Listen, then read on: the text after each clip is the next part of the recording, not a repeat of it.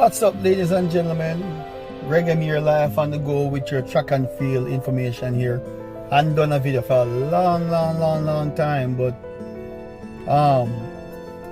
this thing here, this article pulled me out. I mean, I've been watching and paying attention, but I've just not been doing any commentary. And this is the latest Jamaica Observer. Turkish flight. Big money pulls athletes from Jamaica. The executive of local athletics governing body is scheduled to have an emergency meeting today to craft a response to the raid on top Jamaican talent by a Middle Eastern nation, Turkey, that rocked the island on Thursday. Alright, where's the rest of the article? Alright. So, Paris 2024 Olympic medalist Roger Stoner, Wayne Pinnock, Ranjindra Campbell, as well as prodigious under 20 triple jumper record holder Jaden Hibbert are reported to have completed the documentation to become Turkish citizens, lured by lucrative financial gains. That's the end of the story right there. There's a bunch of different things on the internet, right? But as a former Jamaican Olympian, well, I'm as a Jamaican Olympian, not former, as a Jamaican Olympian, two-time Olympian, 1984 silver medalist 4x100 meter relay, 1988 Seoul Olympics 4x100 meter finalists. We finished 4th as a team in the finals against all the odds. But I remember in 1984 we had a lot of little frictions and stuff going on with our team, right? Where there was more officials than athletes, and our per diem wasn't all that, you know. And as a young man, fresh out of high school, I went to St. Diego High School. I was just so happy and honored to have made the team as a high schooler, you know. Back then, you know, I wasn't running 10-1 out of high school. I think I made the team with 10-4. I can't remember if I was winning it or not. But I got 3rd and was enough for the relay team. I didn't hit the qualifying standard for the individual. But it was just me and my coach and my family, my brother that would encourage me, you know, from St. Diego, Robert, that helped me a lot. My coach, you know, farmer Jimmy Grant, was, you know, now rest in peace. He's passed on some years ago. And I did a lot of training at GC Foster on that dirt track before they had the Chevron track that they have now. And it was just me taking my taxi, having my money saved up to eat food and all that, just to make it. Go home, mother home, dinner, cook, eat, you know, try to do my homework, you know, get back ready the next day to go to school and that kind of thing. Go through the school curriculum and survive the day, and then, you know, have a little energy to go and practice, because I was motivated to get somewhere in the hopes of one day I could make it to the Olympics, or maybe make some money out of track and field. Because by that time, you know, was following Bertland Cameron, that was at Jago, and he was on the European scene making money and all that, you know. You know, he went to UTEP, and I was thinking, man, I could make some money out of this. And as I, you know, made it to the Olympics, it brought colleges. I mean, you know, that was, at least before the Olympics, I was getting recruited. And everybody tells me, man, go to America, man. It's better for you, and you get the scholarship, and you know, not only that, within my family, they're like, you know, it costs a lot to go to college. So if you're gonna get that, you know, money to go to school, and even if you don't stay in the United States and you only did the 4 years, get your degree and come back home, at least you come back with a degree. But either way, it was a financial decision. And I look at it like, where's a chance to make it, you know, as far as getting a degree, and if all his fears have the degree. But even though I had a little Nike sponsorship, it wasn't a financial sponsorship. It was just more like equipment, clothing, stuff like that. If I need a brand new shoes or new workout outfit, they send that to me, with, just clothing line. No contract. Well, of course, back then NCAA, you couldn't get any contract because the rules are strict. It wasn't like the NIL thing that they have now, name and likeness, and you make money and can promote yourself. It's like a lot of us athletes during my time was too early to the sport. And even though I think years later, we had the Asafa Pauls and others and the Shelley and Fraser Price and all the other, Elaine Thompson here and all that rise out of Jamaica locally. I thought that they had a little bit more support than I ever had. I never stayed in Jamaica. Of course, when I finally graduated college, finished track, I tried to run unattached. And believe you me, before I jump all over the place, I was working on, I decided to go and work on my master's, and I tried to train and represent myself. It was tough. And I didn't have no financial support.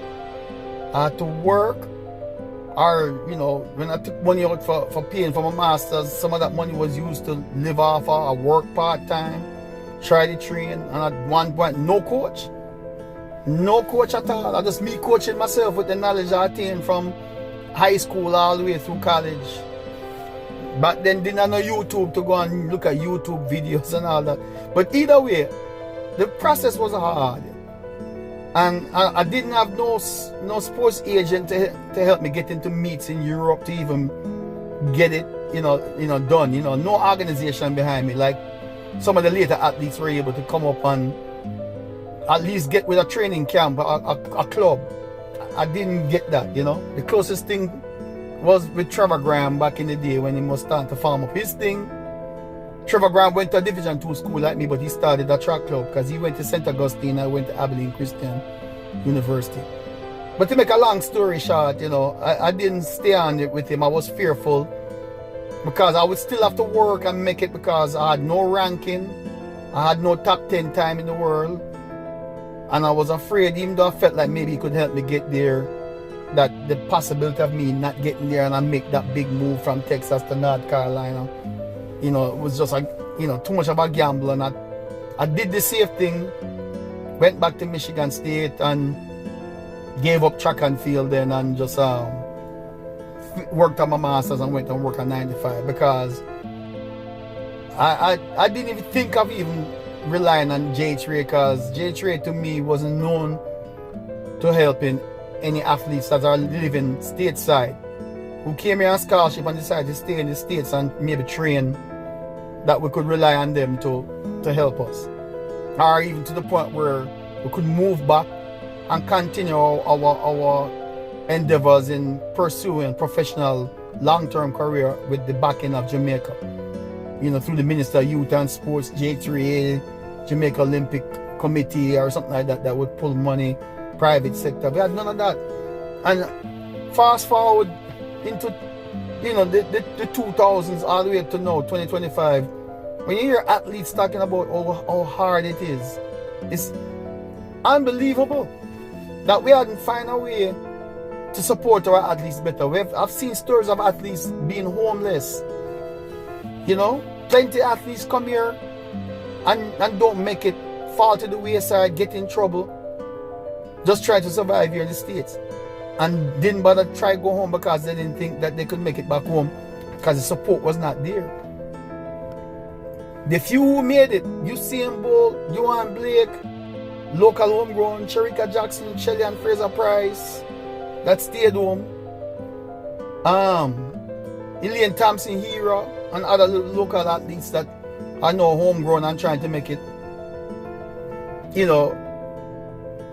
learn from the path and the mistakes of others and was able to better organize and form clubs, even though it's still hard for the club team still, because they don't get no financial support either. They have to rely on the athletes that they coach to make it, get Nike, get shoe contract deals or endorsement deals, get a good sports agent that can get them into meets.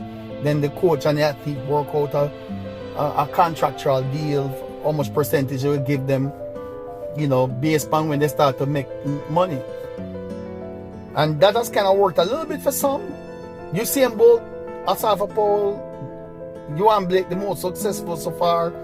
Shelly and Fraser Price on the woman's side, Elaine Thompson Hira, now Sherika Jackson.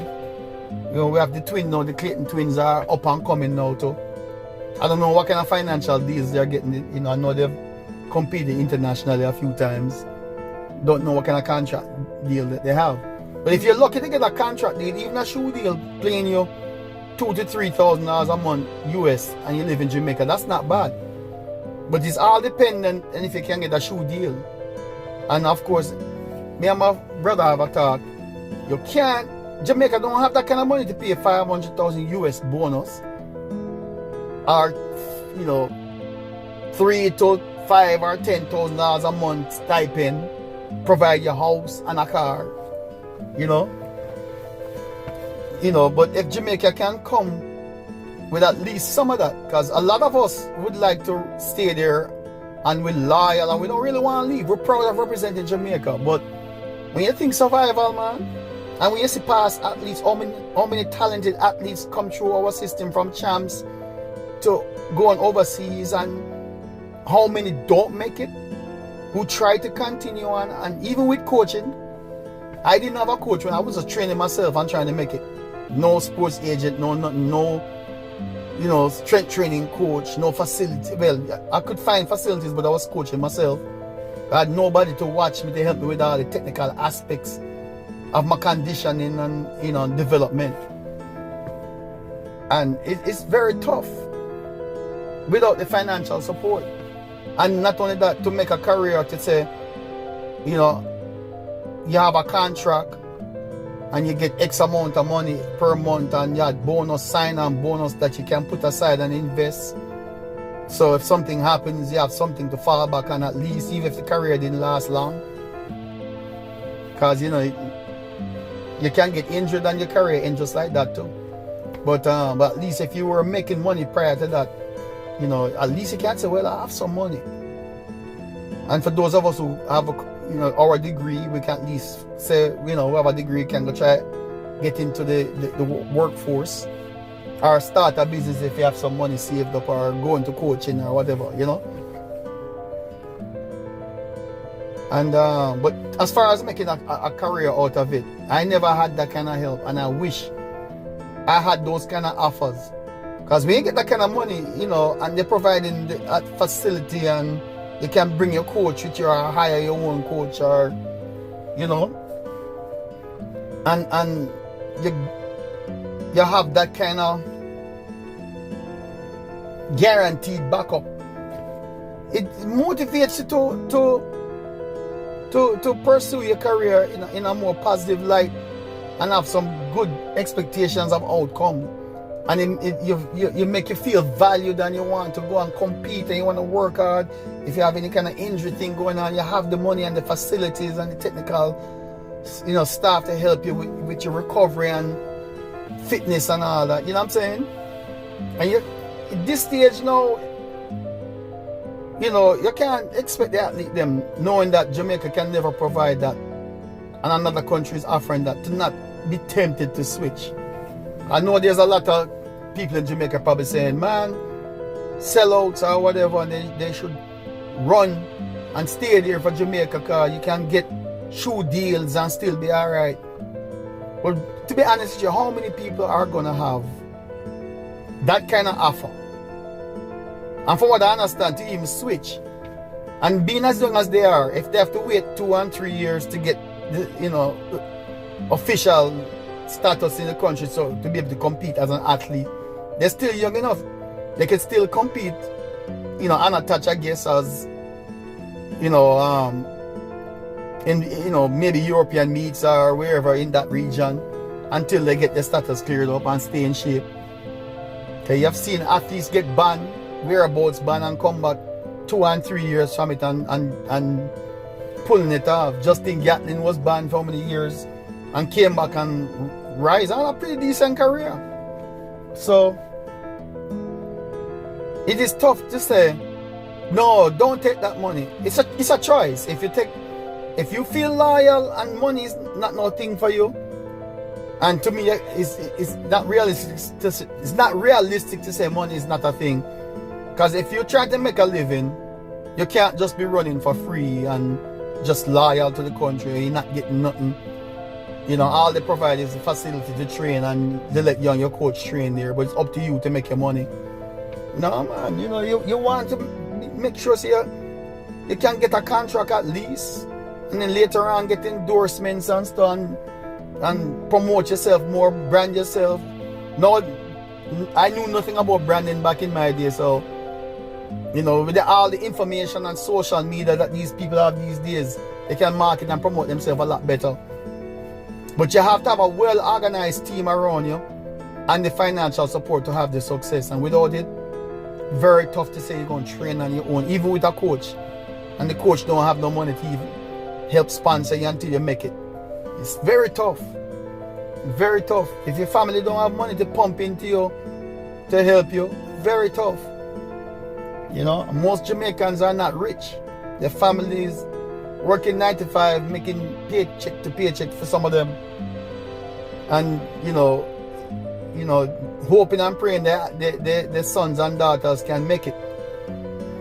And not everybody is good at sports, athletics. You know, everybody can play football and run track and field and, you know, all that kind of stuff. But to be honest with you, I don't blame them. I don't blame them. It boils down to a business decision and what's best for you and your family. They can make that kind of money, go and buy a house instead of working 30 years to own your house. They can invest that money now with the knowledge that people have out there now. They can do a whole lot better. And all the bonuses that Turkey is offering to win gold medal, silver medal, that's a heck of a motivation. And you have the talent. You know, so just my thoughts I wanted to bring here, you know, basically saying I don't blame them, I wouldn't fault them. You'd love to see them compete for Jamaica. You know, even if Jamaica can't provide all that kind of money. But if Jamaica now can say we need to provide something, you know, it might not be $500,000 sign-on bonus and 10,000 US a month, but something to the equivalent where they can say, well, shoot, you know, we can provide even $25,000 sign-on bonus, $50,000, you know, for our top athletes. I don't say everybody who's not performing and hasn't proven themselves should get that. You know, you have to come out and show results. For Jamaica, they say, yes, all right, we should invest that. And if Jamaica was getting money and have any kind of support, and J-Trays have that kind of money and wasn't utilizing it on the athletes when they need help, then shame on them too. I don't know the situation. I don't live in Jamaica no more. But as a former athlete for Jamaica that competed in 2 Olympics, I remember when I win the silver medal, as a member of the 4x1, I think we were the first medalists, 4x100 relay medalists for Jamaica. And I came back to Jamaica. There was no fanfare when I came back to the airport. We came back all splintered and fractured. You know, some people stayed in the US. Those of us who still live in Jamaica came back home. And we had to arrange. There was nobody there to greet us, Minister of Youth, of Sport, and we're silver medal. I was a silver medalist. Even though it's just a relay, it wasn't individual. You know? And I had to catch a bus. Me and I can't remember who it was. 3 of us or 4 had to catch a bus and put all the money together. So our man at the airport taxi stand had one minibus, and we said, well, we need some help to get home. And we were able to pool some money together, whatever little money we had. And the man took us home. And it was locally in my area. They did a little ceremony to honor my performance in the Olympics. Locally, you know. My father's company, Alcan, at the time, that was Alcan.